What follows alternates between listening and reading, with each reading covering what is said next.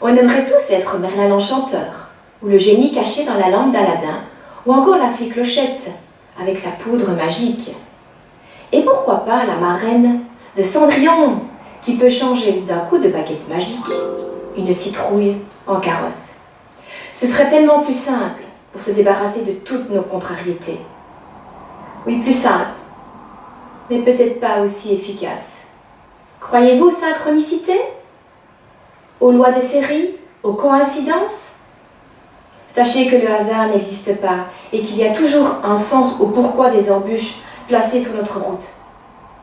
Allez, je vous explique ça dans un bref instant. Hippiti, pan! Les synchronicités, qu'on appelle plus communément les coïncidences, ne sont pas toujours heureuses. Parfois, souvent même, elles nous mènent à des endroits inconfortables en juxtaposant des événements douloureux.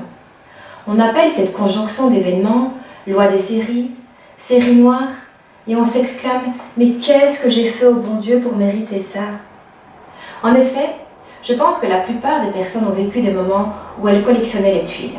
Ces événements qui sont liés entre eux par le sens et non par la cause apparaissent comme des synchronicités, dans leur côté noir, alors que les coïncidences apparaissent le plus souvent comme heureuses et plus lumineuses. Mais attardons-nous ici sur les synchronicités.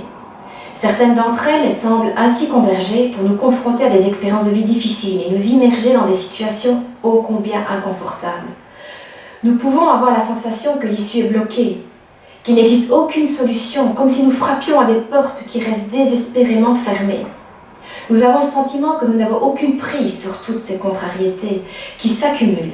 Mais néanmoins, c'est comme si chaque événement semblait compléter l'autre, le confirmer ou l'éclairer dans un ordre préétabli et non par hasard. Comme si aussi ces contrariétés étaient profondément nécessaires et essentielles à notre cheminement intérieur. Jung, célèbre biologiste, explique dans sa théorie relative aux synchronicités qu'il existerait une force inconnue qui rapprocherait des événements liés de manière symbolique et métaphorique. Il dit que cette force serait une sorte d'affinité entre le monde psychique intérieur et le monde physique extérieur.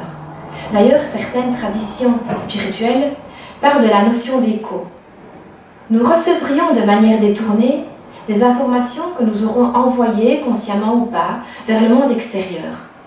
Cela me fait évidemment penser à la loi d'attraction qui nous dit que nos pensées, qu'elles soient négatives ou positives, sont envoyées vers l'univers et qu'elles nous reviennent à un moment ou à un autre sous forme de situation ou expérience de vie. Les physiciens quantiques comme David Pitts parlent des synchronicités comme un pont entre la matière et l'esprit. Donc pour eux aussi, il s'agirait d'une mystérieuse capacité de l'univers à faire écho à nos problématiques intérieures, par la voie de plusieurs plans d'univers imbriqués. Mais le plus important, ce n'est pas de savoir comment ces synchronicités se présentent à nous, mais plutôt dans quel but. Ces synchronicités nous donnent la possibilité de transformer notre être intérieur, de le développer afin d'évoluer vers un mieux-être. Il est certain que ces périodes où nous sommes totalement déroutés sont inconfortables, mais il faut dépasser le sentiment d'être victime en lâchant prise. Ces synchronicités malheureuses s'accompagnent souvent d'émotions paralysantes et éprouvantes, telles que la colère, la solitude, la tristesse, car nous pensons réellement, et ce sentiment est tout à fait compréhensible, que le sort s'acharne contre nous. Cependant, nous avons tous, en chacun de nous, le potentiel pour agir, modifier et nous réaligner sur notre trajectoire de vie. Ne fuyons pas ces événements, car ils reviendront tôt ou tard, sous diverses formes. Décidons plutôt de comprendre la leçon qui nous est donnée et tentons d'accompagner le mouvement des événements ainsi que les émotions qu'ils génèrent. Plus facile à dire qu'à faire, j'en conviens. Mais si nous prenons ces contrariétés comme une opportunité pour devenir meilleurs et plus heureux, nous serons de grands résilients, plus forts et plus sereins. Car il est bon de savoir que les synchronicités se produisent très fréquemment à des moments charnières de notre existence. Comme je le dis plus haut, il n'y a pas de hasard.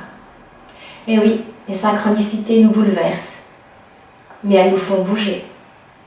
Lâchons prise et ouvrons-nous à la dimension magique de ces événements. De toute façon, nous n'avons qu'une prise sur eux. Nous devons nous contenter, pendant un moment, d'abandonner nos références rationalistes et matérialistes. tout en restant bien ancrés dans la réalité.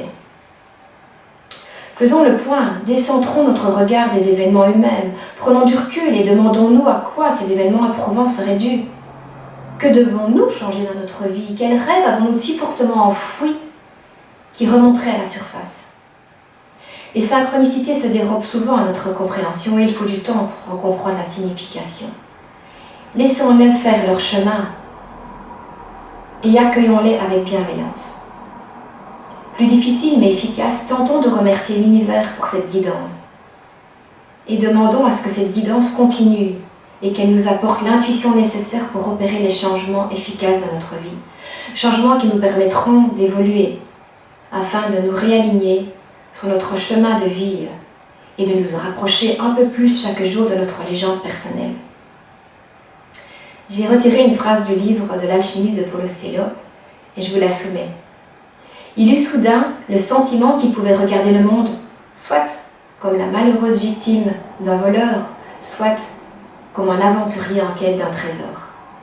Alors voilà, c'est à vous de choisir de faire de ces synchronicités soit un frein pour réaliser vos rêves, ou plutôt d'en faire un levier, comme l'a fait Santiago dans l'alchimiste. En ce qui me concerne, mon choix est fait, et je peux vous affirmer que cela me remplit d'allégresse. Voilà, je vous remercie d'avoir regardé cette petite vidéo et j'espère de tout cœur qu'elle va pouvoir vous aider. Ciao, ciao!